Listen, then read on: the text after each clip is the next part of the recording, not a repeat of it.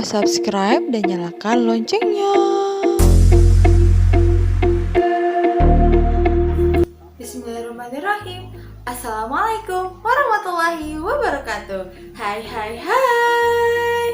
Selamat pagi, selamat siang, selamat sore, atau selamat malam untuk anak-anakku yang ada di rumah. Apa kabarnya hari ini? Semoga dalam keadaan sehat walafiat ya anak-anak. Siapa di sini yang suka pergi ke pantai? Pasti kalian pada suka, termasuk ibu. Ibu juga termasuk orang yang suka sekali dengan pantai. Tapi perlu kalian ketahui, apabila kalian ingin pergi ke pantai, kalian harus memperhatikan beberapa keadaan. Misalnya informasi cuaca saat itu.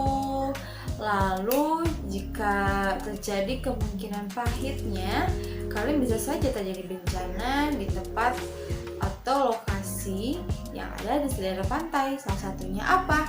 Yaitu terjadinya tsunami. Nah, bagaimana sih tsunami itu? Apa itu tsunami? Kita belajar bersama yuk. Oke, hari ini Ibu akan menjelaskan sedikit mengenai apa sih itu tsunami. Apakah kalian sudah tahu? Kita bahas bersama-sama ya. Come on. Nah, anak-anak, kalian lihat ada cuplikan gambar di belakang Ibu atau video mengenai proses terjadinya tsunami. Su yang berarti pelabuhan dan name yang berarti gelombang, sehingga secara umum diartikan sebagai gelombang atau ombak yang besar di pelabuhan. Tsunami dapat diartikan sebagai gelombang laut yang disebabkan oleh gempa bumi dengan pusat di bawah laut, diikuti dengan dislokasi atau perpindahan massa tanah atau batuan yang sangat besar di bawah air. Letusan gunung api bawah laut atau gunung api pulau, longsor di bawah laut, dan atau hantaman meteor di laut. Tanda-tanda akan terjadinya tsunami adalah: pada umumnya, di Indonesia didahului dengan gempa bumi besar dan susut laut. Terdapat selang waktu antara waktu terjadinya gempa bumi sebagai sumber tsunami dengan waktu tiba tsunami di pantai. Di Indonesia, tsunami dapat terjadi dalam waktu kurang dari 40 menit setelah gempa bumi terjadi. Gelombang air laut datang secara mendadak dan berulang dengan energi yang sangat kuat. Gempa bumi di bawah laut penyebab tsunami memiliki kekuatan gempa atau magnitudo lebih besar dari 6,8 skala Richter dengan kedalaman pusat gempa tidak lebih dari 70 km dan pola patahan adalah sesar naik turun. Upaya pengurangan resiko bencana tsunami dapat dilakukan dengan pembangunan sistem peringatan dini tsunami, pembangunan tempat evakuasi atau shelter di sekitar daerah pemukiman, pembangunan tembok penahan tsunami pada garis pantai yang beresiko, penanaman mangrove, serta tanaman lainnya di sepanjang garis pantai untuk meredam gaya air tsunami.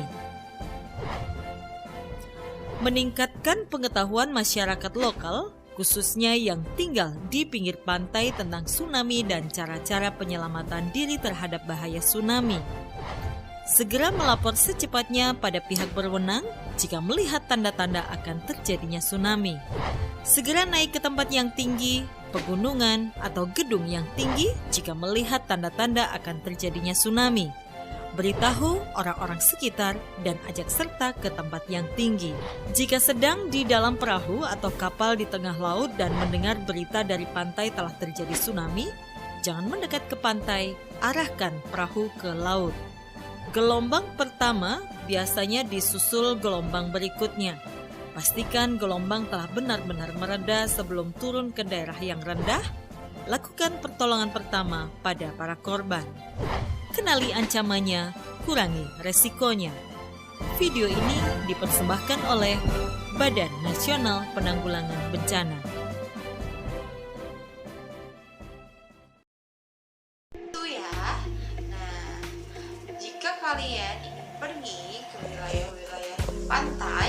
Kalian harus mengetahui potensi-potensi yang sekiranya akan terjadi ketika berada di tempat wisata tersebut.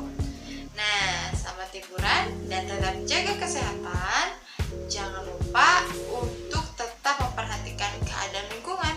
Sebelum kalian pergi, kalian harus cari tahu dulu apakah daerah tersebut aman atau tidak. Sekian informasi yang akan telah Ibu berikan. Nah, setelah ini Ibu akan memberikan beberapa pertanyaan kepada kalian. Silakan disimak. Kalian boleh menuliskan di buku catatan kalian. Ini dia. Nah, ini dia soal PLH pada hari ini. Silahkan kalian screenshot atau tangkap layar pada gambar ini, lalu kerjakan di buku tulis kalian. Terima kasih anak-anak. Nah, itu dia tugas pada hari ini. Selamat mengerjakan dan tetap semangat. Ingat, jangan lupa menerapkan protokol kesehatan. Apa saja itu? Menggunakan masker, cuci tangan, dan juga menjaga jarak. Betul, kalian sudah hafal ya. Ibu akan mengucapkan terima kasih kepada kalian yang telah menyimak video pembelajaran pada hari ini dalam beberapa bahasa.